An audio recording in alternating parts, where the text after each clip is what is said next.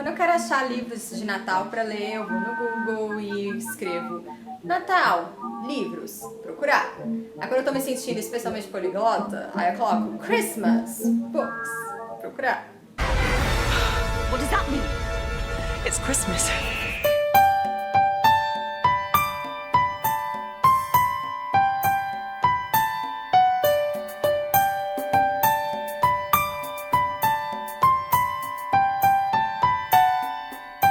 Agora que vocês já sabem como eu encontro minha literatura natalina, foi numa dessas que eu encontrei essa coletânea da editora Oblique, especial O Natal dos Clássicos. Quem é a editora Oblique? Não sei. Já pesquisei e a única coisa que descobri é que eles fazem essas coletâneas temáticas da literatura brasileira. Essa coletânea de Natal em específico é dividida em contos, poemas e crônicas. Apesar de que, pelo que eu li, eu ainda não li tudo, eu achei essas crônicas muito mais ensaios ou editoriais do que narrativas curtas de caráter anedótico.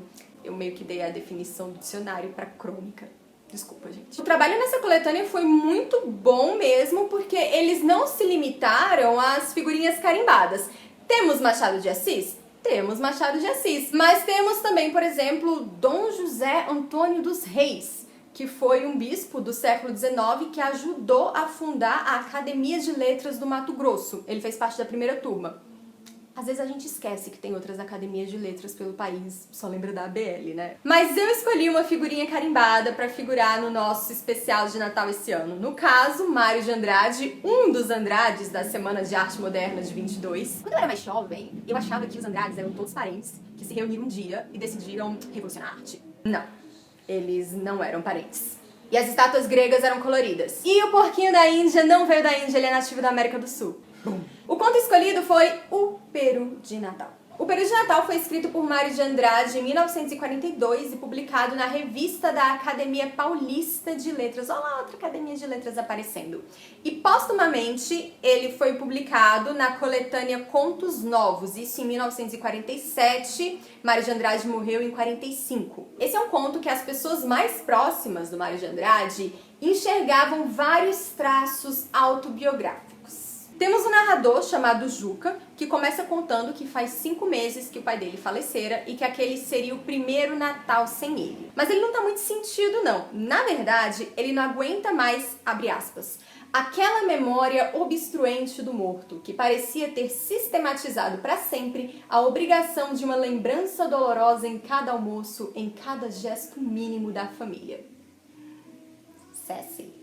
Fecha aspas. Antes da parte do Ceci. Isso foi eu chamando ele de Ceci. É então que o Juca decide, com o menor gesto possível, virar aquele Natal de cabeça pra baixo. Tô parecendo o narrador de comédia natalina de sessão da tarde. Juca decide que aquele ano eles iriam comer peru. Peru era só pra festas. E eles iriam comer sozinhos. Ele, a mãe, a irmã e a tia. Não ia chamar parente nenhum. E o que se desenrola no conto é essa ceia de Natal, a primeira por vontade genuína. Como vocês já me conhecem, vocês sabem que eu sempre gosto de dar uma pesquisada, uma estudadinha, antes de vir aqui falar sobre o que eu li, sobre as séries que eu assisti. Eu não posso fazer vergonha pra minha casa, Corvinal. Então fui ver o que já tinha sido analisado sobre o peru de Natal. A pessoa pega essa frase fora do contexto e pensa que isso daqui é um canal de culinária. Foi aí que eu fiquei surpresa, porque parecia que eu tinha lido outro conto. Não é que eu não tenha visto ou que eu não concorde com o que eu vi sendo abordado nessas análises. É que durante a minha leitura eu fui para um viés um tanto distinto. Fui ali mais para as atitudes, personalidade, reações dos personagens. O que é que eu vi muito sendo falado? Ressaltou-se bastante o aspecto sociológico das relações e dos papéis familiares dentro do conto, e que são bastante claros durante a leitura. No caso, há essa figura impositora, cinza, do pai, que já era assim quando vivo e que continua, insiste em estar presente mesmo depois de morto. Há também a questão dos encontros familiares forçados, e é que acho que muitos de vocês talvez se identifiquem. especialmente quando o assunto é a ceia de Natal. Apesar de ter aqueles que também amam passar um tempo com a família nessa época. E vem cá, não tem nada pior do que uma atitude de superioridade condescendente nesse assunto. Se você gosta de ficar com a família, você não é um hipócrita. Se você não gosta, você não é um cínico. Não, gente, não temos certos ou errados aqui. São vivências e justificativas diferentes. No caso do Juca, ele via como um encontro forçado e uma situação de muito estresse para a mãe, para a irmã e para a tia dele, que se viam obrigadas a preparar tudo e servir todo mundo que chegava. Várias análises foram encontrar aqui uma descrição do papel social da mulher à época.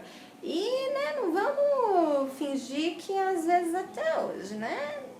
Sim, isso tá na superfície do texto, é bem claro, mas eu acabei indo um pouco além na minha leitura porque eu pensei em qualquer pessoa que tá sempre ali disposto a servir, a preparar as coisas e que nem sempre recebe um agradecimento ou uma ajuda, ou elas passam despercebido, ou pensam que elas estão fazendo nada mais do que a obrigação. Com certeza você pensou em alguém que se encaixa nessa descrição. Se você não conseguiu pensar, é porque talvez essa pessoa seja você.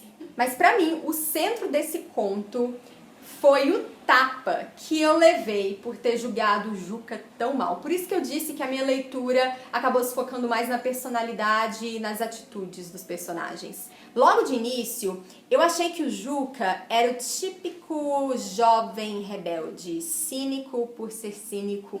Eu odeio todo mundo porque eu quero odiar todo mundo é legal. Mas no decorrer do conto, ele se mostrou a pessoa mais perceptiva e empática do recinto.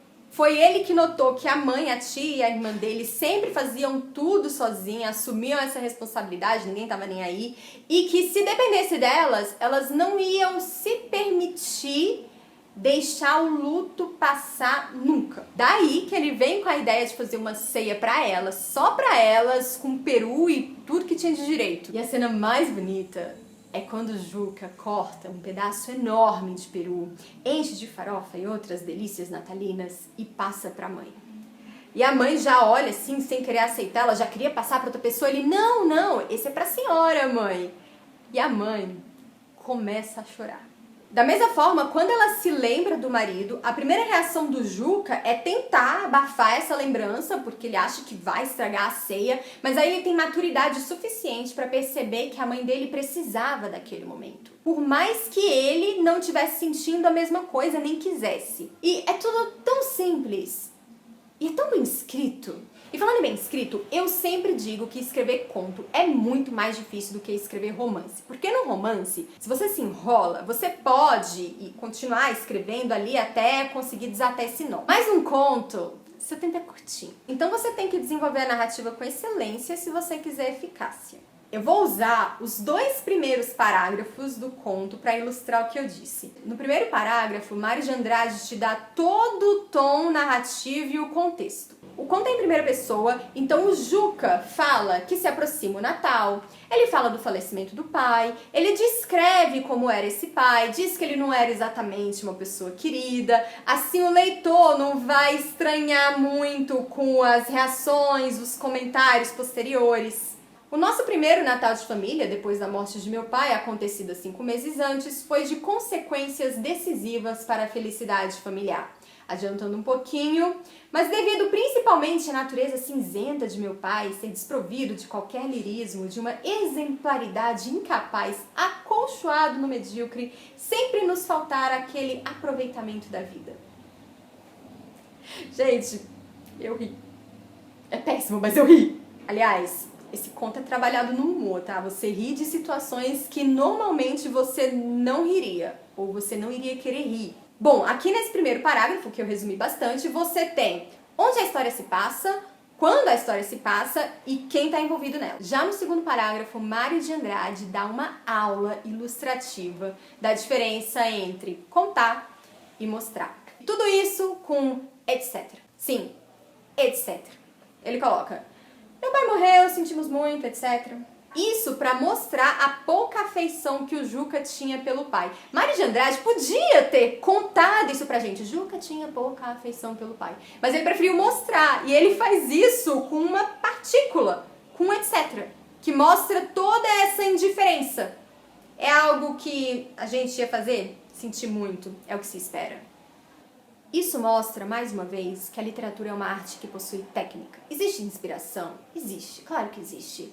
Mas também existe muito trabalho, existe muito esforço. É que nem o Edgar Allan Poe fala no Filosofia da Composição, em que ele explica, ele conta ali como foi que ele escreveu o poema O Corvo. Inclusive tem vídeo sobre isso aqui no canal, vai aparecer em algum canto. Eu passei 2 anos fora e aí eu não sei mais como o YouTube funciona. Isso é algo que nós nunca podemos esquecer. Seja você aspirante a escritor, seja você já escritor, seja você leitor, pessoa que vem falar de livro no YouTube, a literatura, ela não nasce pronta, ela não brota da água que nem a Excalibur. O bom escritor, ele pensa muito milimetricamente nas palavras, já que a palavra é o instrumento do escritor, ele vai pensar muito em quais que ele vai utilizar para passar o efeito desejado ali pro seu leitor. Mas vamos lá, gente, enquanto o próximo vídeo do especial não chega, vocês vão lá ler o conto do Mário de Andrade, vocês vão vir aqui me falar o que vocês acharam da atitude do Juca. E também me digam o que vocês gostam de fazer no Natal, ou algum fato inusitado que já aconteceu durante a ceia. O meu definitivamente ia ser quando eu ia fazer 15 rabanadas, e aí o número de convidados dobrou, e eu tive que fazer 99 e óleo pra cozinha inteira. Minha mãe disse que nunca mais. Tchau, tchau e até o próximo vídeo.